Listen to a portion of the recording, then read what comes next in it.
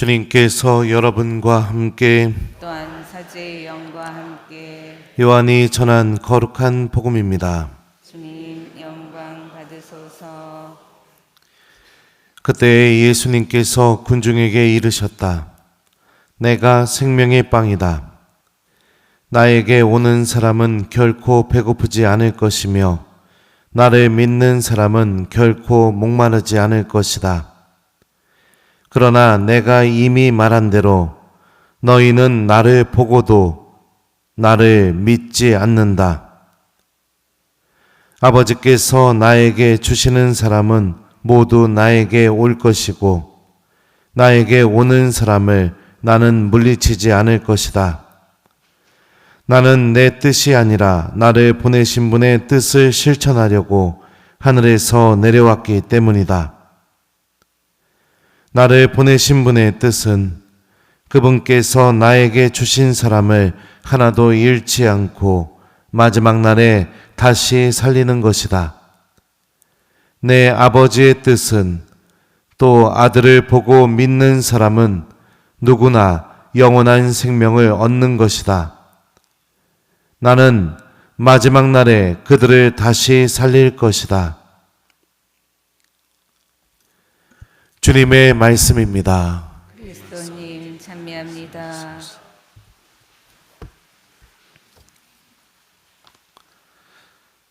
오소서 성령님.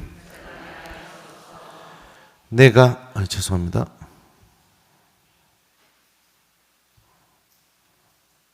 나를 보내신 분의 뜻은 그분께서 나에게 주시는 사람을 하나도 잃지 않고 마지막 날에 다시 살리는 것이다. 안녕하세요.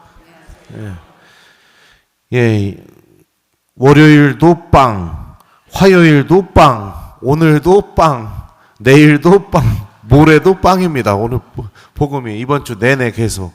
그래서 신부님들은 이번 주를 무슨 주간이라고 부르는지 아세요? 빵 주간이라고 부릅니다. 그만큼 성체성사가 중요하니까 일주일 내내 이 생명의 빵에 대한 말씀을 듣게 되는 거라고 생각합니다. 이 오늘 복음 말씀 안에는요, 여러분들 생명의 빵 안에 담겨 있는 하느님의 약속이 무엇인지에 대해서 예수님께서 말씀하고 계십니다. 나를 보내신 분의 뜻은 그분께서 나에게 주신 사람을 하나도 잃지 않고 마지막 날에 다시 살리는 것이다. 그러니까 하나도 잃어버리지 않겠다는 약속, 그리고 마지막 날에 다시 살릴 것이라는 말씀은 우리가 죽음으로 끝나는 게 아니라 하느님과 함께하는 영원한 생명이 우리에게 반드시 주어진다는 약속. 이 두 가지 약속이 바로 우리가 미사 때마다 모시게 되는 생명의 빵 안에 담겨 있습니다. 하느님께서는 우리들을 절대로 잃어버리지를 원하지 않습니다. 때때로 우리가 죄에 걸려 넘어지거나 또 어려운 일에 닥치게 되거나 그렇게 되면은 쉽게 드는 생각 중에 하나가 하느님께서 나를 잊으셨다. 나 같은 사람은 하느님께 다가갈 수가 없다. 또 하느님께서 살아계시다면 어떻게 나에게 이런 일을 일으키실 수가 있는가? 하느님에 대한 원망, 이런 마음들이 우리 안에 막 이렇게 일어나게 됩니다. 여러분들 그럴 때일수록 기억해야 될 게 뭐냐면 이 생명의 빵 안에 담겨 있는 하느님의 약속을 반드시 기억해야 됩니다. 악은 여러 가지 것들을 통해서 우리가 하느님으로부터 단절되고 우리 스스로 하느님을 떠나고 하느님께 가는 것을 선택하지 않게 하려고 부단히 노력합니다. 우리들의 생각과 마음 안에서. 예수님께서는 분명히 우리에게 말씀하고 계시죠? 아버지께서 당신에게 주신 사람들을 반드시 살리고 포기하지 않을 것이라고. 그럼 아버지께서 예수님에게 주신 사람들은 누굴까요? 바로 우리 모두가 그 사람들이죠. 그러니 어떤 상황 속에서도 절망하지 마시기 바랍니다. 생명의 빵 안에 담겨 있는 하느님의 약속을 굳게 믿으면서 가장 절망적인 상황 속에서도 예수님께 다가가는 것을 선택하는 것이 우리에게 필요합니다. 오늘 복음에서 유독 반복되고 있는 단어들이 있습니다. 미리 읽어보신 분들은 아시겠지만 오다, 보다, 믿다, 이 단어가 계속 반복됩니다. 제가 그 단어들이 사용된 구절들을 몇 구절 한번 읽어드릴게요. 나에게 오는 사람은 결코 배고프지 않을 것이며 나를 믿는 사람은 결코 목마르지 않을 것이다. 아버지께서 나에게 주신 사람은 모두 나에게 올 것이고 나에게 오는 사람을 나는 물리치지 않을 것이다. 내 아버지의 뜻은 아들을 보고 믿는 사람은 누구나 영원한 생명을 얻는 것이다. 보면은 오다, 보다, 믿다가 계속해서 이 반복되고 있는 걸 여러분들도 느끼셨을 겁니다. 하느님의 이 약속이 이 생명의 빵 안에 담겨 있다 하더라도 정말 중요한 건 뭐냐면 그 약속이 이루어지려면 내가 그 생명의 빵을 얻으러 예수님께 오는 신앙인이 되는 게 중요합니다. 내가 주님께 다가가지 않으면 이 약속은 이루어질 수가 없습니다. 그러니까 가장 중요한 게 뭐냐? 나의 선택에 달려있다는 겁니다. 내 영혼의 양식이 하느님이 될 수 있도록 하느님께서 주시는 그 영적인 생명을 내 영혼이 갈망하고 있다는 것을 깨닫고 주님께 다가가는 신앙인이 되어야겠죠. 그리고 예수님께 다가가고 나서 또 두 번째로 중요한 게 뭐냐? 예수님을 바라보려고 하는 신앙인이 되는 게 중요합니다. 많은 교우들은 생명의 빵을 얻기 위해서 예수님께 왔지만 예수님을 보지 않아요. 예수님을 보는 것보다 다른 것을 보기를 원합니다. 그럼 뭘 보고 싶을까요? 그냥 사람들을 보고 그냥 내 흥미거리를 여기서 또 찾아보려고 하고 그러면서 지냅니다. 주님을 만나러 왔으면 주님을 봐야 되는데 주님을 보는 시간이 그렇게 많지가 않습니다. 또 세 번째로 중요한 게 뭐냐면은 이 약속이 나에게 이루어진다고 내가 믿는 것이 중요하죠. 미사 때마다 마음을 열고 예수님께 다가가는 신앙인이 되셨으면 좋겠습니다.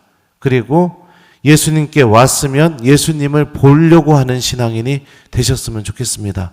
밖에서 서성이고 다른 사람들하고 그냥 떠들고 이야기하고 예수님을 보러 왔지만 예수님은 거의 보지 않고 집으로 돌아가는 그런 불행한 사람이 되지 않길 바라죠.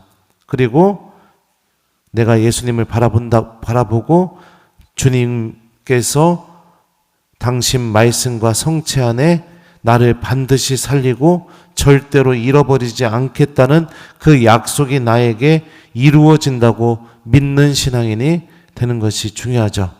오늘 제 일독서 말씀도 볼까요? 스테파노의 순교 이후에 어떤 일이 벌어지게 되느냐?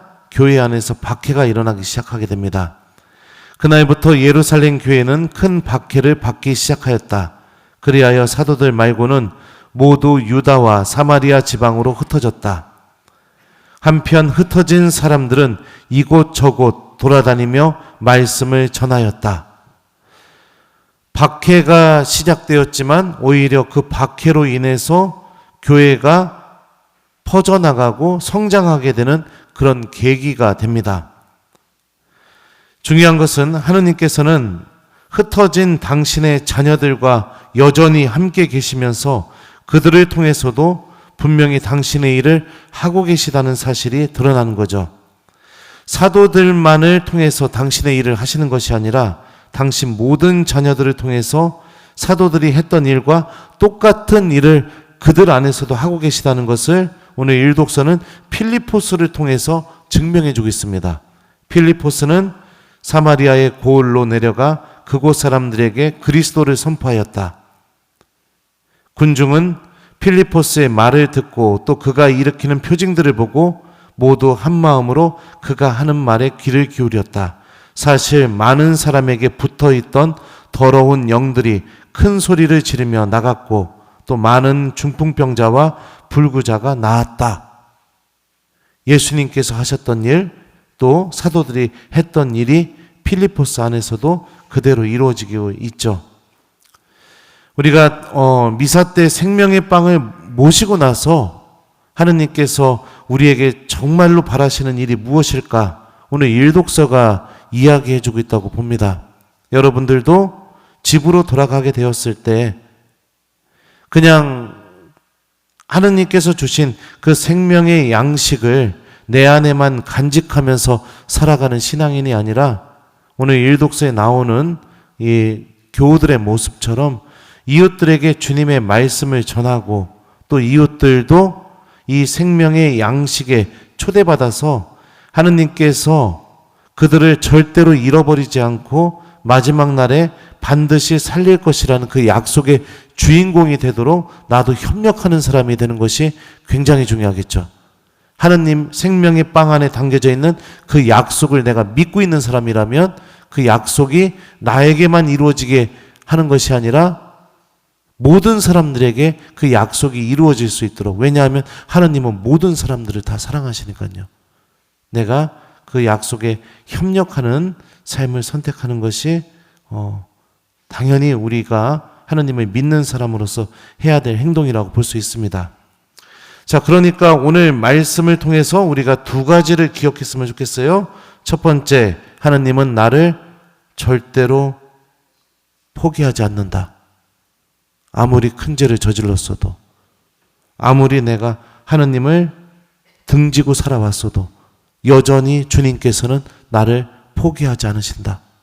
첫 번째, 이거를 내가 믿는 신앙인이 되는 게 중요합니다. 이 약속이 어디에 담겨 있느냐? 성체 안에 담겨 있습니다. 두 번째, 하느님께서는 이 약속이 나에게만 이루어지기를 바라는 것이 아니라 나를 통해서 나의 모든 이웃들 안에서도 이 약속이 이루어지기를 바라신다. 이 두 번째 메시지죠. 오늘 독서가 이야기해 주는 메시지죠. 그래서 내가 하느님을 전하는 사람이 되는 것이 중요하다. 이 두 가지 메시지를 잘 기억하시면서 숙제 드립니다. 오늘 숙제는 여러분들 이따가 성체 모실 때 예수님께서 하셨던 말씀이죠. 그분께서 나에게 주신 사람을 하나도 잃지 않고 마지막 날에 다시 살리는 것이다. 이 말씀을 좀 기억하면서 이따가 성체를 좀 모시는 거, 이게 첫 번째 숙제고요. 두 번째 숙제는 미사 끝나고 집으로 돌아가셨을 때 이웃들에게 하느님을 전하는 것을 용기 내서 전해보기, 요거를 두 번째 숙제로 여러분들에게 드립니다. 한번 해보세요. 저기 용기가 안 난다 하더라도 내가 입을 열고 하느님에 대해서 이야기 시작하게 되면 어떤 일이 벌어질까요? 성령께서 도와주기 시작합니다. 하느님이 나와 함께 계시다는 체험이 일어나기 시작합니다. 그래서 이웃들에게 하느님에 대해서 좀 전해보기, 이 두 가지 숙제를 좀 꼭 좀 해보는 하루를 보냈으면 좋겠습니다. 검사는 하느님이 하실 겁니다. 자, 나를 보내신 분의 뜻은 그분께서 나에게 주신 사람을 하나도 잃지 않고 마지막 날에 다시 살리는 것이다. 아멘.